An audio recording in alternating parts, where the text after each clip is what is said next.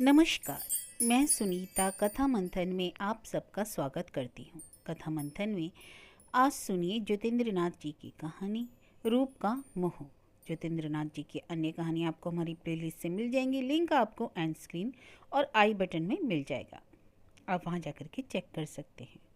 तो शुरू करते हैं कहानी रूप का मोह। उर्मिला की स्मृति ही महेश के लिए संसार में सबसे बढ़कर मधुर है। आज वह एक उच्च पद पर है और कार्य के उत्तरदायित्व के भार से फुर्सत कम ही मिलती है, पर अभी तक उसने शादी नहीं की है और अब शायद वह शादी करेगा भी नहीं। जब कभी एकांत खलता है तो उर्मिला की याद ताजी हो जाती है। सबसे ज्यादा स्पष्ट होकर आता है उसके सम्मुख उर्मिला का वह गोरा सुंदर चेहरा। उस चेहरे की स्मृति आज भी उसे मंत्रमुग्ध कर देती है और उस चेहरे की याद ही उसे किसी अन्य युवती के प्रति आकर्षित नहीं होने देती। महेश सन की आदमी है, उसकी सनक आसानी से दूर नहीं होती। महेश और उर्मिला एक दूसरे से समुद्र और नदी की तरह नहीं, वरन वृक्ष और नीचे कुछ घड़ी के लिए ठहरे मुसाफिर की तरह मिले थे। और कभी कभी मुसाफिर को किसी खास वृक्ष की छाया बहुत भा जाती है। छाया की शीतलता, वृक्ष की सघनता, निकट के अनुपम दृश्य आंखों पर चढ़ जाते हैं और उनका भूलना मुश्किल हो जाता है। महेश के दिल पर यूं बहुत कम तस्वीर उतरती है, पर जो तस्वीर उतरती हैं वे मानो पक्की होकर उतरती हैं। उर्मिला और महेश पड़ोसी थे और जैसा कि स्वाभाविक था, इन पड़ोसियों में घनिष्ठता थी। दोनों का बचपन साथ बीता था। एक दिन जब दोनों एक जगह थे तो महेश बोला, आजकल मन नहीं लगता। क्यों? उसने पूछा। कॉलेज बंद है, कुछ करना धरना है नहीं, ऐसे बैठे बैठे जी नहीं लगता। तो मित्रों की मंडली इकट्ठी कीजिए, मन लगेगा। ना, मेरे इतने मित्र हैं ही नहीं, खासकर ऐसे फिजूल लोग नहीं जिनका काम बेकार हो हल्ला करना है, फिर भी उनसे कुछ होने का नहीं। मुझे कुछ सुना सुना लगता है। इसका कारण मुझे मालूम है, उर्मिला ने कहा। मैं जानती हूँ। वह आंख के कोने से देखती हुई मुस्कुराई और उसकी ऐसी हंसी महेश को बहुत भाती थी। तो तुम्हें क्या मालूम है? महेश उपेक्षा से बोला। मालूम है। अब की मुस्कुराहट होठों पर खेल रही थी। झूठ? झूठ नहीं, साफ क्यों नहीं कहते कि सुनने में डर लगता है? अब उसकी हंसी कुछ और खुल रही थी। मैं डरूंगा क्यों? इसलिए कह रहा था कि मेरे कैरेक्टर को स्टडी करना आसान नहीं। उर्मिला सचमुच महेश की उपेक्षा और स्नेह के मिश्रित भाव से बहुत खींच उठती थी। रुककर बोली, अब आपको जन्म मरण वाली संगनी की जरूरत है। और इतने कहते कहते उसके चेहरे पर लाली दौड़ाई और शर्म को छिपाने के लिए वह जोर से हंस पड़ी। सचमुच? महेश शरारत भरे स्वर में बोला। कहाँ से लाऊं ऐसी संगनी? और भावहीन आंखों से खी जैसा गंभीर चेहरा बना उसने उर्मिला की ओर देखा। उर्मिला की आंखें अब शर्म से और अपमान के भाव से झुक गई। गंभीर मुद्रा में बोली, खोजना आपका काम है, पर कहना मेरा ठीक है। महेश कुछ हंसकर बोला, हाँ हो सकता है, पर यह भी तो एक समस्या है। मैंने ठीक ही कहा था ना। पर संगी ढूंढूं कैसे? कोई मदद नहीं देता, उर्मिला भी मदद नहीं देती। महेश ने कहा। तो उर्मिला क्या मदद दे? वह बेवकूफ़ है। महेश ने हंसकर उसकी ओर देखा। हाँ, दुनिया में तो सबसे चालाक महेश बाबू ही हैं। सबसे चालाक हो ना हो, उर्मिला देवी से तो अधिक चालाक है अपने मियाँ मिट्ठू। जी नहीं। इसी समय उर्मिला की माँ ने बुला लिया। कुछ दिनों के बाद महेश की शादी की बात जोर पकड़ती गई। उम्मीदवार कई थे और उर्मिला के पिता महेश के पड़ोसी भी थे, जो उनमें से एक थे। दोनों की स्नेह की बात जानी हुई थी और व्यवहार आदि में तिलक दहेज के मामले में उर्मिला के पिता दूसरों से कम न थे। अतः सारी बातें आसानी से तय हो गई। पर महेश की इच्छा थी कि इम्तिहान ख़त्म ही कर ले। मेडिकल पूरा कर लेगा तो सिर का एक बोझ उतर जाएगा, हल्का हो जाएगा। शादी 1 साल के लिए स्थगित करने में कोई कठिनाई नहीं हुई। बातें तो सब तय थी। 1 वर्ष के लिए कोई जल्दी ना थी। शादी तय होने के बाद उर्मिला की ओर महेश अधिक से अधिक आकर्षित होने लगा, पर उर्मिला उसके सम्मुख अब कम आती थी और उसे देखने के लिए महेश अधिक से अधिक आतुर रहता। उसका गोरा सुंदर चेहरा उसकी आंखों के सामने नाचता रहता। उससे एक प्रकार की ज्योति सी निकलती दिखाई पड़ती। पूर्ण निर्मल चंद्रमा का भान होता, वह सोचा करता उसके संपर्क में आने के पहले उसे भी वैसा ही निर्मल, वैसा ही ज्योतिपूर्ण बना जाना चाहिए। वह बहुधा गंभीर रहने लगा। कहानियाँ और उपन्यासों के पढ़ने में उसे नवीन आनंद आने लगा। कभी कभी उसकी गंभीरता सीमा तक पहुंच जाती, पर उर्मिला की एक झलक देखते ही उसके चेहरे पर मुस्कान की एक रेखा खिंच जाती। उर्मिला शायद कभी इसे देख भी लेती, तब उसका हृदय उल्लास से भर जाता। महेश अपनी कक्षा में सर्वप्रथम हुआ। जीवन का मार्ग खुला था। नौकरी मिलने में कोई कठिनता ना थी। दो परिवार में आनंद की लहरें बह रही थी। यह वह जमाना था जब देश महान परिवर्तन के द्वार पर खड़ा था। गर्मी जब बढ़ जाती है, चाहे वह खून की गर्मी हो या सूर्य अथवा अधिकार की, तब उसका प्रभाव सघन को तरल बना देता है। तरल वस्तु की मात्रा बढ़ जाती है तो हवा का एक झोंका, थोड़ा सा वेग उसे चंचल कर देने के लिए काफ़ी है। कभी कभी लहरें तेजी से उठती हैं, चारों तरफ उथल पुथल मच जाती है। यहाँ एक वैसी ही तान सुनाई पड़ रही थी जैसा कि स्वाभाविक था। उथल पुथल मच रही थी, हिलोरें ले रही थी और लहरों में लोग बहे जा रहे थे। महेश इधर कुछ अनमना सा रहता था। उसके टेबल पर कई पत्रिकाएं पड़ी रहती। कभी कभी एक खद्दरदारी व्यक्ति उसे कुछ पुस्तकें भी लाकर दिया करते थे।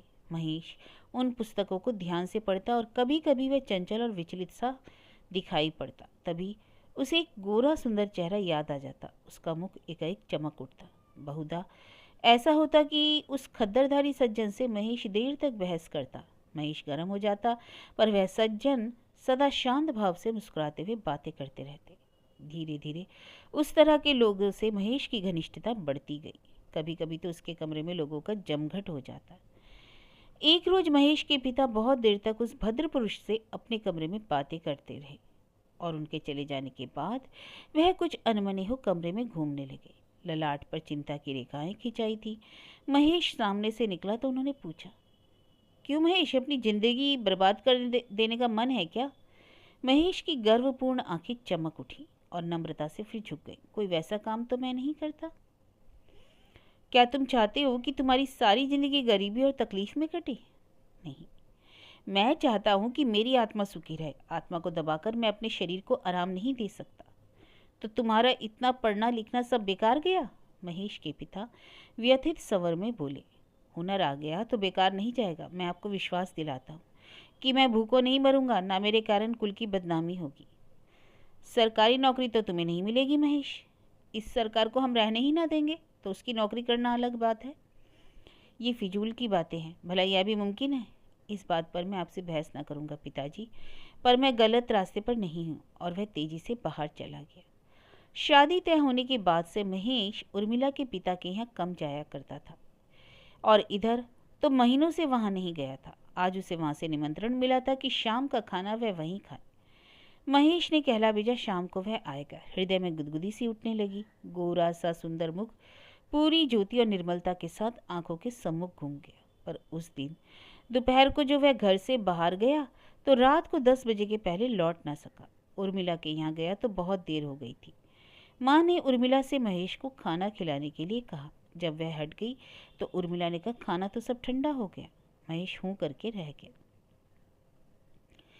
कुछ देर तक शांति रही, फिर अचानक उर्मिला बोल उठी, आजकल किसके पीछे इतनी रात तक फिरा करते हैं? और शब्द तो उसके मुंह से अचानक ही निकल गए, पर वह शर्मा गई। महेश धीमे से मुस्कुराए, पर उर्मिला भी मुस्कुराई। 5 मिनट फिर शांति रही। महेश धीरे धीरे खाता जा रहा था। बिना सिर उठाए उसने कहा, क्या तुम समझती हो, तुम्हारे सिवा दुनिया में मैं किसी दूसरे को नहीं चाहता? उर्मिला सहम गई। उसका चेहरा पीला पड़ गया। कांपते हुए स्वर में बोली, मैंने ऐसा कब कहा? किसी पर मेरा अख्तियार ही कहाँ है? महेश ने चौंककर सिर ऊपर उठाया। उर्मिला के करुण मुख की ओर देखकर बोला, अरे मैंने तो यूं ही कहा था, तुम मेरा मतलब नहीं समझ सकी। सयानी होकर भी बेवकूफ़ी रह गई। उर्मिला ने एक दफ़ा आंखें उठाकर उसकी ओर देखा। महेश मंत्रमुग्ध सा रह गया। पुलकित हो बोला, तुम्हारे रहते मैं किसी दूसरी स्त्री की कल्पना भी नहीं कर सकता हूँ। कोई कैसा भी स्टारो जैसा बनकर क्यों ना आए, मुझे भला भाएगी। दूसरी चीज़ जिसे मैं चाहता हूँ उसे चाहने का अधिकार सबको है। उर्मिला की आंखें झुकी थी। मैं तुमसे पूछना ही चाहता था। आज सभा थी, जगह दूर थी, आने में देर हो गई। व्याख्यान हो रहे थे, बीच में आ ना सका। बोलो, भारत माँ से मैं प्रेम करूं या तुम्हें पसंद नहीं? बोलो। नहीं, मुझे तो बहुत पसंद है। सच? महेश पुलकित हो गया। इस पूजा में भी मैं कुछ और फूल चढ़ाऊं, तुम पसंद करोगी? हाँ जरूर, उर्मिला ने कहा। आज मेरा हृदय बहुत हल्का हो गया, पर मैं डरता हूँ इस तरह जेल जाना जरूरी हो जाएगा। उर्मिला बोली, तो क्या आप जेल जाने से डरते हैं? उसके स्वर में आश्चर्य था। नहीं, पर तुम्हें कैसे पाऊंगा? हमारी शादी रुक जाएगी, यही मुझे पसंद नहीं। उर्मिला सोचती रही, फिर बोली, समाज को मोहर देना ही तो बाकी रह गया। क्या सिर्फ उसी के अभाव में हम अलग हो जाएंगे? सच कहती है उर्मिला? महेश आनंद से दबा जा रहा था। तुम्हारा मन इतना बड़ा है, अब मैं दुनी हिम्मत से काम करूंगा। खाना खत्म हो चुका था। महेश बाहर आकर हाथ धोने लगा। हृदय में जाने कितनी खुशी भर गई थी। और वह महीना खत्म होते ना होते महेश जेल के अंदर था। उसे साल भर की सजा हुई। उसे हजारीबाग जेल में भेज दिया गया। उर्मिला के पिता और महेश के पिता कई दिन तक संध्या समय इकट्ठे हो बातें किया करते। महेश का भविष्य नष्ट हो गया, यही उर्मिला के पिता का विश्वास था। वह डॉक्टर है, प्राइवेट प्रैक्टिस करके भी अपने लायक कमा सकता था, पर सरकार के खिलाफ जिसने सर उठाया उसे कहीं चैन मिलता है? तबाह हो जाएगा, फिर जेल में ठूस दिया जाएगा, दर दर की ठोकरें खाता फिरेगा। उर्मिला को कुएं में ढकेल देना ठीक होगा, पर महेश के साथ शादी करना ठीक नहीं। शादी स्थगित कर दी गई, पर लड़की भी तो बड़ी हो गई थी। उर्मिला को मालूम हुआ तो उसका हृदय धक से रह गया। उसे प्रबल इच्छा हुई कि वह विरोध करे, पर कैसे? कैसे? उसे कुछ सूझा ही नहीं। वह सदा सोचती रहती, पर उसने सदा अपने को निरुपाय सा पाया। तो क्या वह अपने को समाज की बलिवेदी पर अर्पित कर दे? दिन बीत रहे थे और उसे पता चला कि उसकी शादी ठीक हो गई। और फिर धीरे धीरे शादी के दिन निकट आने लगे। अंत में कुटुंबियों से घर भर गया और एक रोज बारात आ गई। 2-3 रोज चहल पहल रही, फिर एक पराये पुरुष के साथ वह चली गई। वह रो रही थी भीतर दिल से। जेल में भी वह गोरा मुखड़ा, सुंदर ज्योतिपूर्ण निर्मल चेहरा महेश को याद आता रहता। कभी कभी वह पुस्तकें पढ़ने लगता और पुस्तकों पर भी वही मुखड़ा तैरने लगता। जेल से लौटकर आने पर महेश फिर अपने पुराने काम में जुट पड़ा। जिले के लोकप्रिय कार्यकर्ताओं में उसकी गिनती होने लगी थी कि अचानक उर्मिला की शादी की खबर सुनी। उसका दिमाग झन से रह गया। कुछ समय तक तो उसकी दशा ऐसी हो गई जैसे उसके हृदय की और दिमाग की सारी शक्ति खत्म हो गई। महेश अनमना सा रहने लगा। फिर जाने क्या सोचकर वह इंग्लैंड के लिए रवाना हो गया। 4 वर्ष बाद वह विदेश से लौटा तो उसके पास डॉक्टरी की ऊंची डिग्रियां थी। कुछ दिन तक तो वह देश में यूं ही घूमता रहा, पर वह उस चेहरे को फिर कभी ना भूल सका था कि अचानक सूबे में कांग्रेसी मंत्रिमंडल कायम हुआ तो उसे स्थानीय मेडिकल कॉलेज में एक ऊंचा पद दिया गया। महेश की अवस्था 35 वर्ष के करीब थी। उच्च पद पर था, अभी तक अविवाहित था। शादी के का पैगाम लेकर कई लोग आए, पर ऐसे मौक़ों पर उर्मिला की याद फिर ताज़ा हो जाती। ऊपर उसने कह दिया, माफ़ कीजिए, मैंने कह दिया कि मुझे शादी करने की इच्छा नहीं। इच्छा होगी तो अखबार में निकलवा दूंगा, आपको कष्ट की ज़रूरत नहीं। और महेश हमेशा की तरह उर्मिला को याद करता रहता, पर उर्मिला कहाँ है इसका पता लगाने की भी कोशिश उसने कभी नहीं की। सोचता, उस खतरनाक रास्ते की ओर बढ़ूं ही क्यों? उस चेहरे की याद, बीते युग की स्मृति ही जिंदगी के दिनों के किसी तरह दिन काटने का के लिए काफ़ी है, और ज़िंदगी बीत ही जाएगी, चिंता क्या है। एक दिन महेश एक मरीज को देखने गया। मकान मालिक स्थानीय दफ्तर में काम करते थे, 150 मासिक मिलता था। उनकी पत्नी बीमार थी। सज्जन के साथ खाट के निकट रखी कुर्सी पर वह बैठ गया। पत्रों में बहुधा उसने कार्टून देखे थे। बड़े बड़े लोगों की तस्वीरें ऐसे बेढंगे तौर से बनाई जाती हैं कि देखकर बरबस हंसी आती है, और इस मरीजा को देखकर ऐसा लगा मानो यह 30 वर्ष की युवती का कार्टून है। चेचक के दागों से भरा चेहरा, पीला रंग, आंखें धसी हुई, गाल पिचके हुए। खाट को घेरे 4 बच्चे खड़े करुण दृष्टि से उस रमणी की ओर देख रहे थे, और खाट पर कुछ मास का एक बच्चा पड़ा पैर फेंक रहा था। महेश के मन में आशंका हुई, अरे यह उर्मिला ही तो है। और उसने एक दफ़ा गौर से युवती की ओर देखा और फिर मुंह फिरा लिया। कलेजे पर मानो बिजली गिरी। उनसे पूछा, क्या ये बहुत दिनों से बीमार हैं? पतिदेव बोले, हाँ साहब, ऐसी बीमारी से तो बाज आया। इस तरह बराबर खाट पर कोई पड़ी रहे, इससे तो अच्छा है कि मर जाए। उर्मिला की आंखों से 2 बूंद आंसू निकलकर गालों पर ढुलक पड़े। उसने जल्दी से उन्हें पोंछ लिया। महेश हिम्मत करके रोगी की जांच कर दवा वगैरह लिख चुका तो पूछा, जी आपके ससुर का नाम बाबू रामेश्वर प्रसाद तो नहीं था, वह जो गोलघर के नज़दीक रहते थे? जी हाँ जी हाँ, आपको कैसे मालूम? वह आश्चर्यचकित होकर बोले। जी मैं उनका पड़ोसी था, मेरा नाम महेश प्रसाद है। अच्छा, तो आपसे मिलकर तो बड़ी खुशी हुई। हाँ, उसने उर्मिला की ओर देखा। वह जाने कैसी दृष्टि से महेश की ओर देख रही थी। उर्मिला की हालत देखकर मुझे बहुत दुख हुआ। खैर जल्दी आराम हो जाएगा। डॉक्टर चले गए, पतिदेव उनके पीछे पीछे गए। उर्मिला की आंखों में आंसू चल रहे थे। मेरे बालपन की जोड़ी, और कुछ बोला तक नहीं, मर जाए तो अच्छा।